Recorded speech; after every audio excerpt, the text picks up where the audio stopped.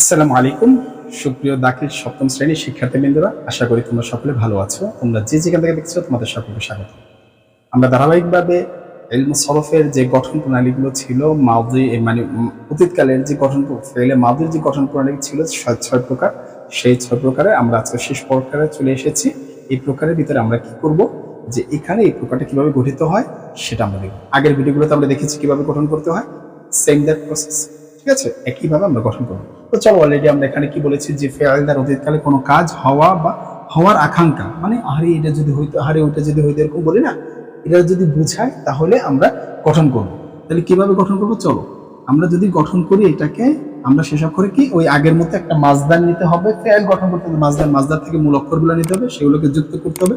এরপরে কথা হচ্ছে শব্দ বানাবো, এগুলো অলরেডি আগে শিখেছি। শব্দ যদি বানাতে চাই তাহলে কি করতে হবে, মারুফ মাজহুলের কাছে আসতে হবে। মারুফ মাজহুল যেভাবে বলবে ওইভাবে আমরা শব্দ বানাবো। তাহলে এখন যদি আমরা এটাকে মারুফে বানাই, এক নম্বরে যদি অতীতকালে বানাচ্ছি তাহলে অতীতকালে বানাতে হবে শেষ অক্ষরে মাস্ট বি জবর দিতেই হবে। শেষ অক্ষরে জবর দেওয়াটা একেবারে ফরজে আইন, এরকম। ঠিক আছে, এরপরে দ্বিতীয় এবং প্রথম অক্ষর, এই শেষ অক্ষর শেষে জবর দেওয়াটা কি বোঝায় জানো, অতীতকাল। শেষ অক্ষরে জবর হওয়া মানে আইন কালিমায় জবর হওয়াটা তারা কি বোঝায়, লাম কালিমা। এটাকে বলা হয় শেষ অক্ষরকে লাম কালিমা। লাম কালিমায় জবর দেওয়ার অর্থ কি, অতীতকালকে বোঝানো, অতীতকালকে নির্দেশ করা। এবং মারুফের কাজ কি, মারুফের কাজ হচ্ছে প্রথম অক্ষরে জবর দাও, প্রথম অক্ষরে জবর দাও। এটা কিসের জন্য, এই প্রথম অক্ষরে জবরটা দিবে, এটা সুলাসি কি মাজিদ ফিহি, ঠিক নাকি না, সুলাসি মুজাররাদের বাবে আছে। সুলাসি মুজাররাদ আগের ভিডিওগুলোতে বলেছিলাম, সুলাসি মুজাররাদের বাবে থাকার কারণে প্রথম অক্ষরে কি দিতে হবে, জবর দিতে হবে, মারুফ হতে হবে। এরপরে কি, দ্বিতীয় অক্ষরে বাব অনুসারে কি, তিনটার যে কোনো একটা, জবর জের পেশ, এই তিনটার যে কোনো একটা কি বাব অনুসারে, এখানে যে বাবটা আছে সেই বাব অনুসারে জবর হবে না স র। এখন শব্দ হলো ভালো কথা, কিন্তু তামান্নাই হলো। তামান্নাই হইতে হলে কি কি লাগে, তামান্নাই হইতে গেলে যেটা লাগে লাইতামা।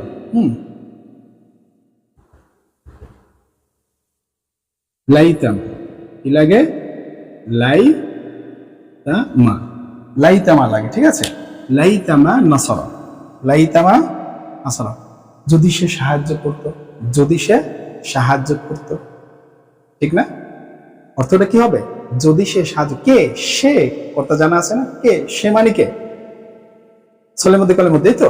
আচ্ছা, এটাই সলের মধ্যে বা কলির মধ্যে যেটাকে বলি, সে সাহায্য করত, যদি সে সাহায্য করত, অতীতকাল। আচ্ছা, লাইতামা বসানোর কারণে অর্থটা হয়। এবার আমরা যদি মাজহুলের অধীনে এটাকে গঠন করি আগের নিয়মগুলো অনুসারে, তাহলে কি হবে, এখানে শুধু এটা চেঞ্জ হয়ে জেল হয়ে যাবে, আর এটা কি হয়ে যাবে, পেশ হয়ে যাবে। আর লাইতাই থাকবে, এর কোনো পরিবর্তন হবে না। তাহলে কি হবে, লাইতামা মুসিরা, যদি তাকে সাহায্য করা হতো, যদি তাকে সাহায্য করা হতো, ঠিক না, তাকে সাহায্য করা হতো, কে করবে, তাকে যে সাহায্য করা হতো কে করবে এটা তো জানা নেই, ঠিক না, তাকে এই অর্থগুলো কিন্তু ভালো করে বুঝতে হবে। ক্লিয়ার, যদি তাকে সাহায্য করা, বুঝতে পেরেছি। হ্যাঁ, এবার একটু আসি আমরা, আর বাকি দুই প্রকার কি, এরা তো হাবাচক ছিল, এই দুটোটা হাবাচক। এবার নাবাচক হলে তাহলে কি হবে, এই যে নাবাচক হলে মা আসবে, তাহলে মাটা কোথায় আসলো, লাইতার পরে আসলো, লাইতার পরে আসলো, লাইতার পরে আসলো। তাহলে লাইতা মা মা নুসিরা, যদি তাকে সাহায্য করা না হতো, যদি তাকে সাহায্য করা না হতো, তাকে তাকে তাকে কে না করতো জানি না, বুঝতে পেরেছি। আচ্ছা, এবার যদি এটাকে মারুফ বানাই তাহলে কি হবে, না সরা, যদি সে সাহায্য না করত তাহলে আমার বিপদ হয়ে যেত, বুঝলে, তাহলে কি লাইতামা মা নসরা, যদি সে সাহায্য না করত। বুঝতে পেরেছি, এই হচ্ছে বিষয়। তবে এখন আমরা পুরোটা বুঝলাম, সবাই যদি ভিডিওগুলো পুরোটা দেখে থাকে আশা করি সমস্যা হবে না। তবে এখন একটা বিষয় আমি তোমাদের ট্রিক্স বলে দেব, সেই ট্রিক্সটা হচ্ছে যে, আমি একটু মুছে দিয়ে আমি বলি যে, আমরা অনেকে কিন্তু ঝামেলা করে ফেলি, ঠিক আছে, এটা মাথায় থাকে না, যারা আমরা নতুন শিক্ষিত, যারা অভ্যাস হয়ে গেছে তাদের কথা বাদ, আর যারা নতুন শিখি তাদের ভিতরে একটু ঝামেলা থাকে। কি ঝামেলা থাকে, দেখো, এই যে মাটা আছে না, এই মাটা কখন আগে বসে কখন পরে বসে, কখন আগে বসবে কখন পরে বসবে, এই অতীতকালের যে সিগাগুলো গঠন করতেছে এই 6 প্রকার, অতীতকালের এই যে 6 প্রকার সিগা গঠন করতেছি, 6 প্রকারের বহসের ক্ষেত্রে কোনটায় আগে বসবে, কখন মা আগে বসবে, কখন মা পরে বসবে, নফির মা এটা মানে নাবাচক মা, এই নাবাচক মাটা কখন আগে বসবে কখন পরে বসবে সেই বিষয়টি খেয়াল করি। দেখো মাদি করিবের ক্ষেত্রে কদের পরে মা বসে, তারপরে কদের পরে, আর কার পরে বসে, লা আল্লামা, ঠিক আছে, লা আল্লামা,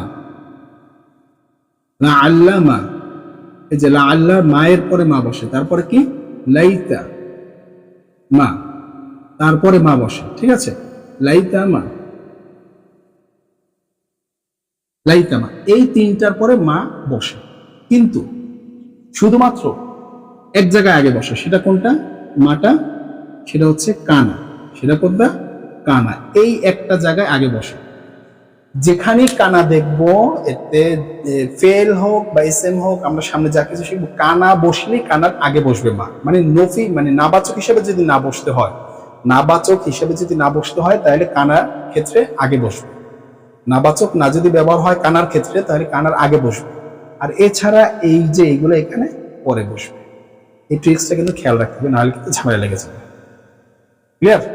আশা করি বুঝাতে পেরেছি। আর যদি তোমাদের কোনো কোশ্চেন থাকে তোমরা অবশ্যই জানাবা। এরপরে আমরা যে বিষয়টা পড়বো তাসরিফ অর্থাৎ রূপান্তর, সুলাসি মুজাররদ, এই যে একটু আগে ব্যাপারটা, এবং সুলাসি মাজিদ ফিহি সেই ব্যাপারটা যে আলোচনা করেছিলাম সেই বাবগুলো নিয়ে আমরা কাজ করব। তো আজ এ পর্যন্তই, পরবর্তী ভিডিও দেখাবো। আসসালামু আলাইকুম।